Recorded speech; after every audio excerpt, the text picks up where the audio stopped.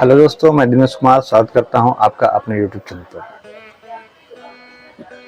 आज मैं आपको बताने जा रहा हूं कि नए बिजनेस की शुरुआत कैसे करें। नए बिजनेस की शुरुआत करने के लिए आपको दो चीज़ की जरूरत पड़ेगी। पहला आत्मविश्वास और दूसरा पैसा। आत्मविश्वास तो आपको खुद के अंदर पैदा करना पड़ेगा, लेकिन पैसा आपको एडजस्ट करना पड़ेगा। लोन लेकर, दोस्तों से उधार मांगकर या फिर घर वालों से मांगकर। यदि आप लोन लेते हो तो आपको दूसरे महीने से उसका इंटरेस्ट चालू हो जाएगा। यदि आपके पास जमा जमाया धंधा है, आपको उसका अनुभव है, तो आप लोन लेकर कर सकते हो, कोई दिक्कत वाली बात नहीं है। लेकिन आप नए हो, कोई अनुभव नहीं है, तब तो आप भारी मुसीबत में पड़ जाओगे। वो मुसीबत आपको आज नहीं, 6 महीना साल भर के बाद समझ में आएगी कि आपने कितनी बड़ी गलती कर दी लोन लेकर के। लोन लेना किसी भी समस्या का समाधान नहीं है। समाधान ये है कि आप अपने बिजनेस के प्रति जागरूक कितना है।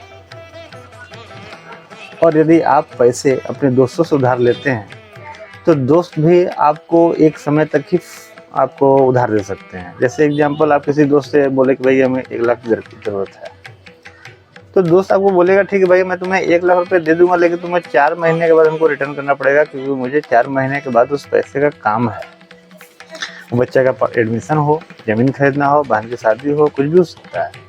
आप उसे 4 महीने में रिटर्न कर पाओगे तभी दोस्तों से उधार लो, वरना मत लो। और तीसरा हो गया घर वालों से पैसा मांगना।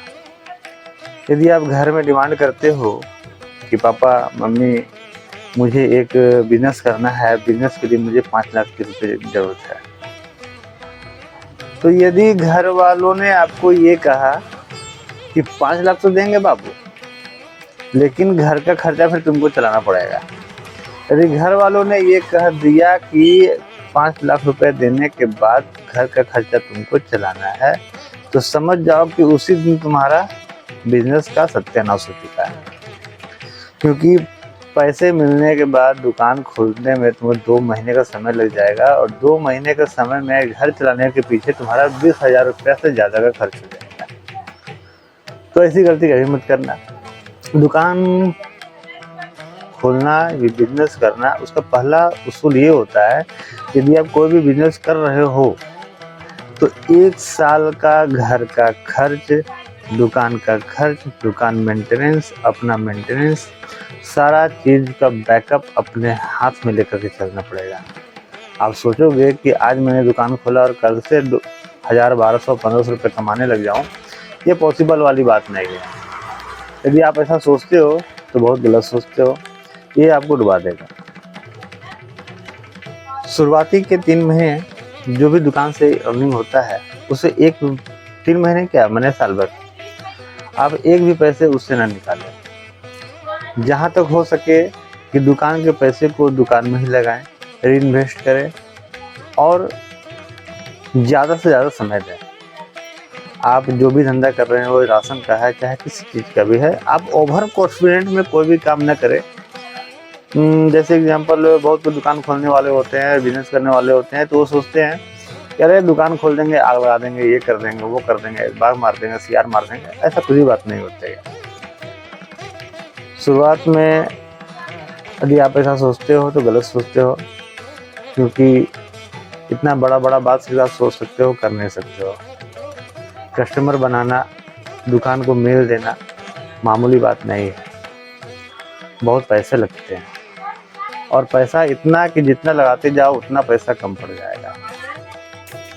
आप कोई भी बिजनेस करना चाहते हो तो सबसे पहले आपको उसका मेल समझना पड़ेगा कि उस बिजनेस का मेल क्या है, कस्टमर से बात कैसे करते हैं, कस्टमर को आकर्षित कैसे करते हैं। और इन सभी चीज़ों को आप यदि सोचोगे कि मैं दुकान खोल करके इसका एक्सपीरियंस करूँगा, तो गलत बात है। यदि आप जो भी धंधा करना चाहते हो, जैसे एग्जांपल आप राशन का दुकान खोलना चाहते हो, बहुत बड़ा गल्ला का दुकान खोलना चाहते हो, तो सबसे पहले आप एक बहुत बड़े व्यापारी जिसका बड़ा गल्ला हो, जो डेली कम से कम 50 लोगों को महीने भर का राशन सप्लाई करता हो, उसके आप पहले यहाँ काम कर लो एज ए लेबर। और वहाँ इतना जी तोड़ काम करो कि आपको जब अपना धंधा करना पड़े तो आपको किसी पर डिपेंड रहने की दरकार ना पड़े, क्योंकि धंधा अपने दम पे किया जाता है, दूसरे के दम पे नहीं। यदि आप दुकान में स्टाफ रखते हो तो शुरुआती दिनों में स्टाफ रखना आपका नुकसान हो जाएगा। अपने आप को उस काबिल बनाओ कि 4 स्टाफ के बराबर खुद खट सको। यदि आप खट सकते हो तो धंधा करो, नहीं खट सकते हो तो स्टाफ रख करके शुरुआती दिनों में धंधा करना बेवकूफ़ी समझा जाएगा, जो कभी नहीं करना चाहिए। अब दुकान खोल लिए हो तो खुद को मालिक न समझे। मालिक ग्राहक होता है, कस्टमर होता है। हमेशा कस्टमर को ही मालिक बनाए, उनको मान सम्मान दे, एटीट्यूड को घर में छोड़ करके आए और सारे शौक को घर में छोड़ करके आए। जब दुकान में आप आ गए तो एक सेवा भाव के तौर पर ग्राहक का सेवा करना हमारा धर्म है, यही सोच करके आपको दुकान में बैठना है। दुकान में समय देना है, कस्टमर आए या ना आए, अपने सीट को छोड़ करके हटना नहीं है, अपने जगह पे स्थायी रहना है। यदि आप दुकान खोलने का समय फिक्स नहीं करते हैं तो दुकान बंद करने का समय फिक्स हो जाएगा, दुकान का शटर गिरने में समय नहीं लगेगा। तो कोशिश करें कि दुकान जितना जल्दी खोल सके और दुकान जितना देर में बढ़ा सके, और दोपहर का लंच टिफिन अपना लेकर के आए, पानी लेकर के आए, उसके बाद दुकानदारी करें। क्योंकि हर एक काम के लिए घर दौड़ना उचित नहीं है। एक अच्छा बिजनेसमैन या एक अच्छा दुकानदार बनने के पीछे उनके घर वालों को बहुत बड़ा योगदान होता है। जब आप घर से निकलते हो ना तो घर वालों की कोशिश रहती है कि कोई टेंशन ना दे, कोई फ़ोन कॉल ना करे। जो भी हो घर वाले अपना टेंशन अपने संभाल ले, क्योंकि यदि आप दुकान चलाने के लिए गए हो तो दुकान पहुंचने से लेकर के दुकान बढ़ाने तक सारा समय आपका ग्राहक के लिए होता है। अब उसके बीच में घर में से यदि कॉल आ गया कि जी बच्चे की तबीयत खराब है, बाबू रे पापा की तबीयत खराब है, पेट दर्द दे रहा है, पानी घट गया, ये घट गया, वो घट गया, फिर तो भैया हो गया। आप घर मैनेज करोगे या दुकान मैनेज करोगे। और दूसरी बात यह है कि जैसा कि मैंने आपको बताया था कि अपने दुकान खोलने के पहले आप किसी बड़े होलसेलर या फिर बड़े व्यापारी के यहाँ काम करो, जिससे आपको मेल समझ में आए, उससे बड़े बड़े कॉन्टैक्ट मिलेंगे आपको। वो माल कहाँ से लाते हैं, किस रेट में लाते हैं, कैसे लाते हैं, और उनके पास क्या क्या वैरायटी है, वो लोग कैसे कमाते हैं, नहीं कमाते, वो सारा ज्ञान आपको मिलेगा। वो लोग पैसे को डबल कैसे करते हैं, पैसे को इन्वेस्ट कैसे करते हैं, ये आपको जानकारी मिलेगा। भैया बिजनेसमैन के साथ रहोगे तो बहुत सारे ज्ञान मिलते हैं जो इधर उधर बैठने से आपको नहीं मिलने वाला है।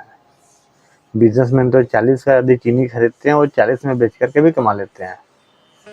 अब जैसे एग्जांपल मैं आपको बताता हूँ, जैसे कि काली मिर्च ये महंगी जो भी आइटम होती हैं वो जब भी बिकती है ना तो बढ़िया से बढ़िया उसका पैकेजिंग होता है। जैसे ठोंगा होता है, पेपर बैग होता है।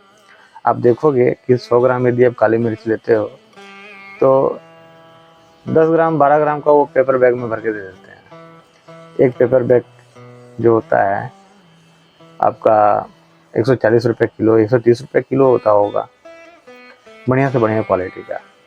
उसका पेंदी में हार्ड थोड़ा सा मोटे टाइप का कागज लगा होता है, जिसके कारण उसका वजन बढ़ जाता है। आपको लगता होगा कि बढ़िया ठोंगा में दिया है, बढ़िया पेपर बैग में दिया है, ऐसा कोई बात नहीं है।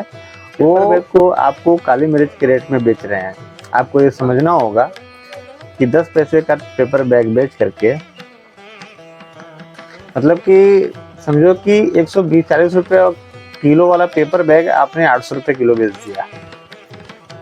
अब बताओ कि यदि दिन भर में 10 लोग खरीदते होंगे तो 140 ग्राम या 200 ग्राम का जो पेपर बैग होगा या 150 ग्राम का जो पेपर बैग होगा, 150 ग्राम का पेपर बैग का कीमत हो गया आपका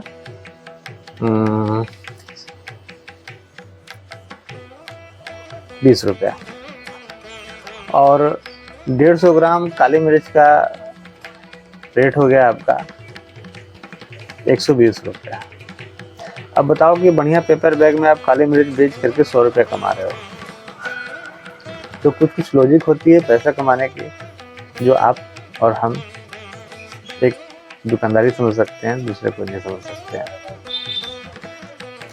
तो 100 बात की एक बात, बिजनेस पैसा और खुद के दम पर ही होता है। पैसा है तो बिजनेस कर पाओगे, और खुद के अंदर दम है तो बिजनेस कर पाओगे। आज के लिए मेरी बात सुनने के लिए बहुत बहुत धन्यवाद। और यदि आप मेरे चैनल पर नए हो तो सब्सक्राइब करें, मेरे वीडियो अच्छी लगे लाइक करें, कमेंट करें, शेयर करें। धन्यवाद। जय हिंद, जय भारत।